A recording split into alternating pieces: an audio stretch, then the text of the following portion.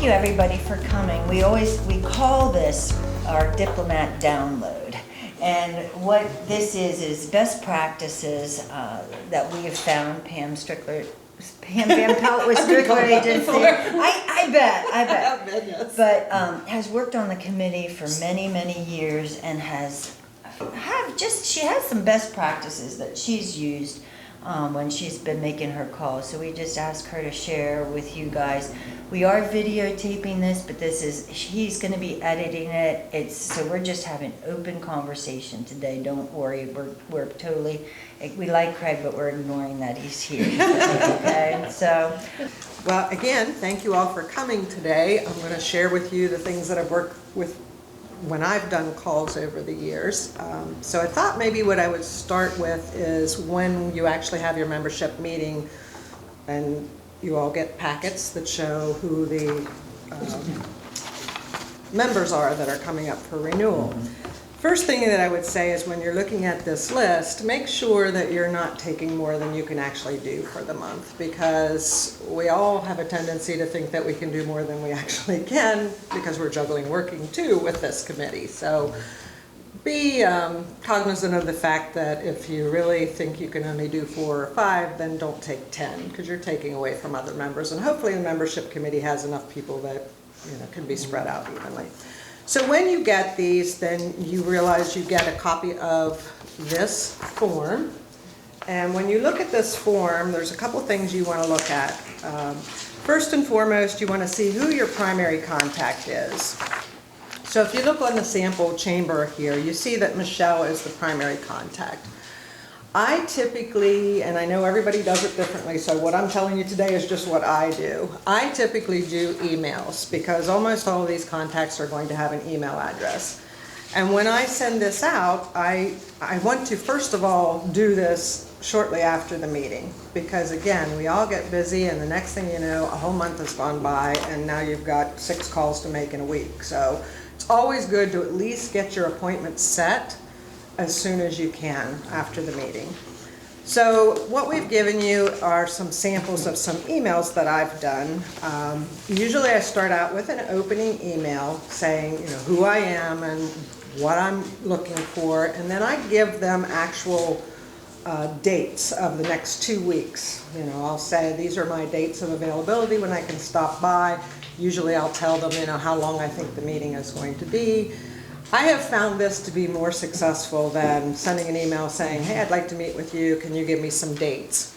Everybody's busy, so if they have some dates to choose from, 9 times out of 10 you're going to get an appointment with that first email. Sometimes it happens that you get no response at all. And when that happens, usually I'll follow up with a second email. Just, hey, just wanted to touch base with you again, give them some more available dates.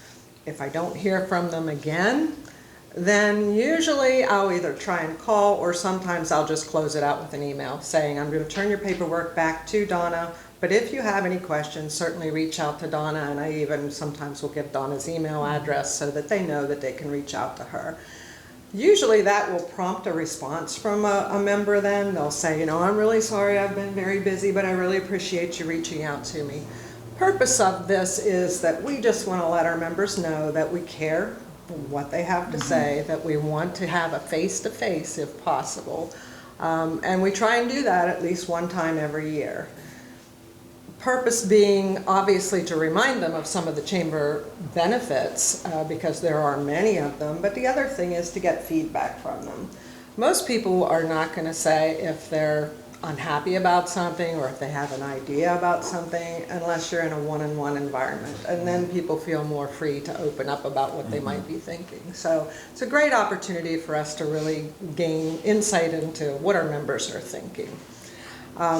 I did put at the top of my packet here, I probably don't need to say this, but many of us are in sales, and of course we all want to increase our sales, but this is not the time to promote your business or your services or whatever product you're selling.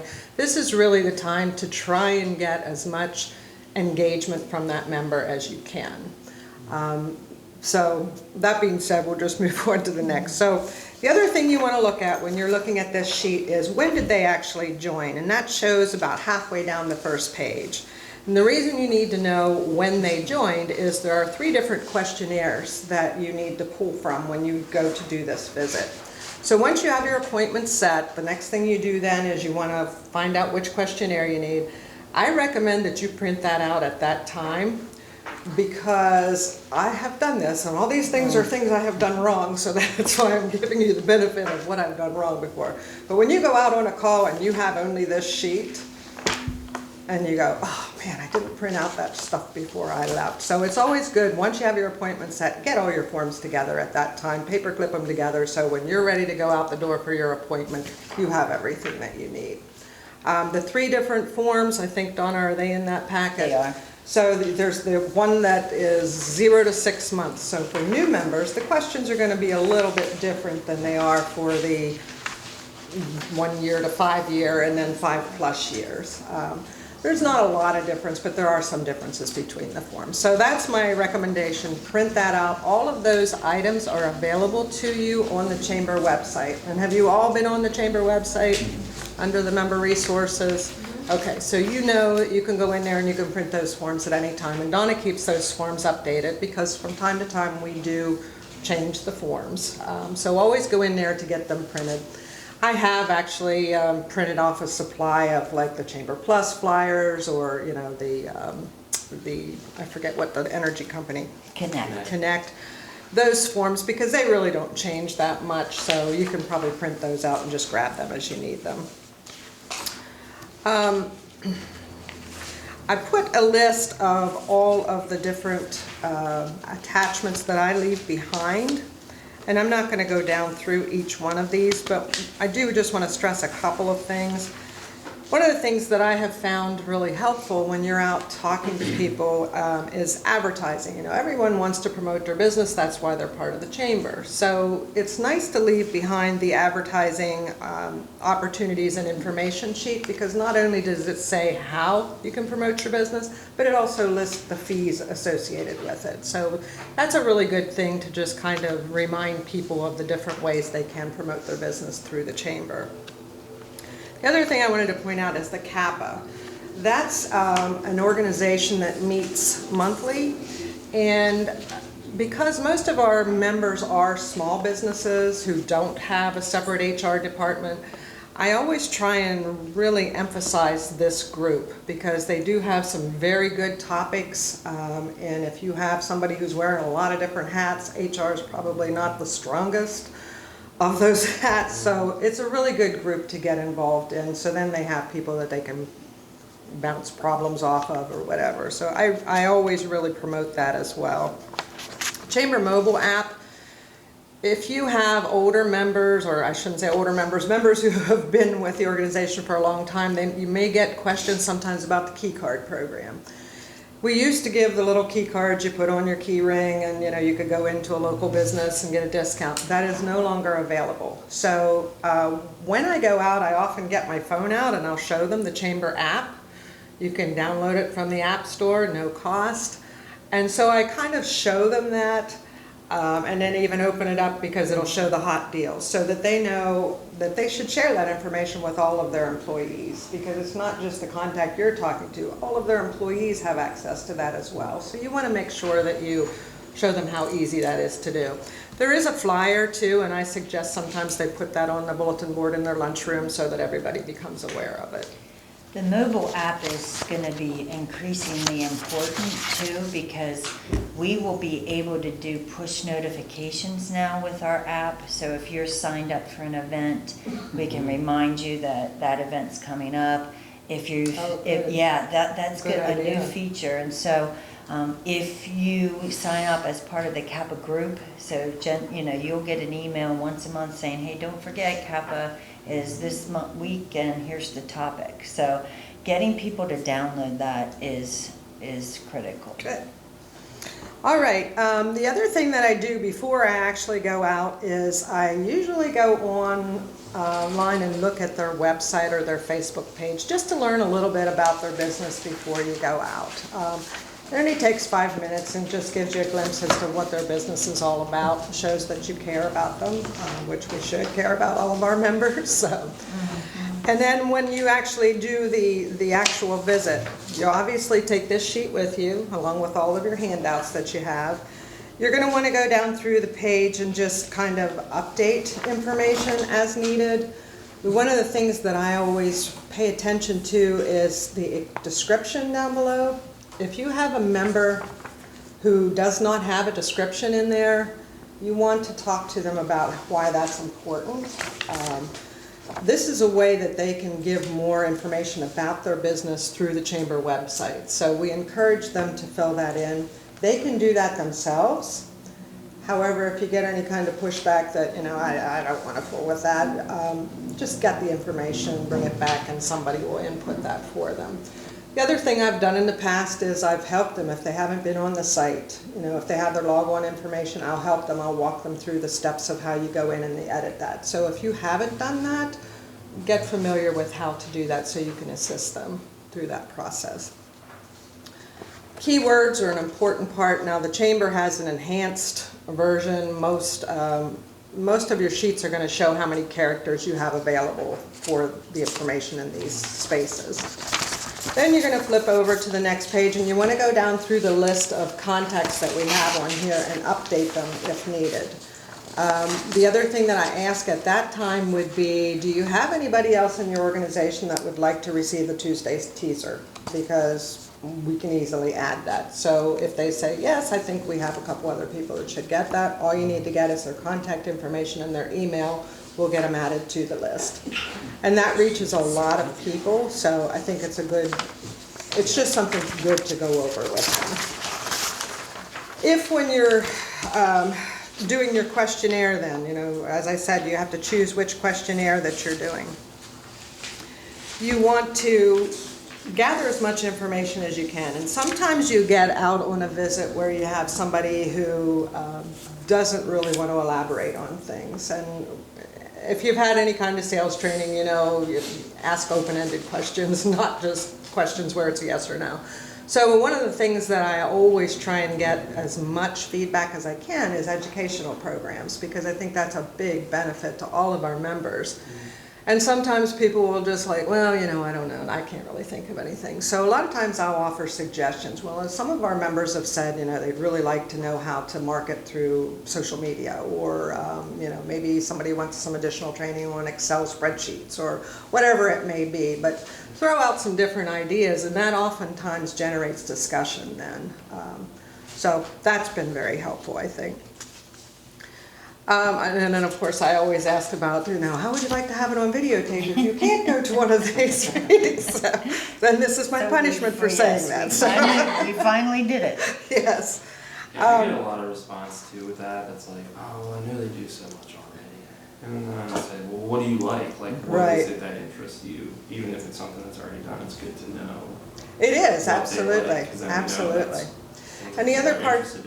The other part that we always ask is, you know, if you do have something, you know, maybe you are interested in social media marketing, when's the best time of the day that would work for you? And then that always generated the, okay, if none of these, because a lot of times you're calling on businesses where there isn't anybody else. They are the business, so they can't break away and take 2 hours in the middle of the day.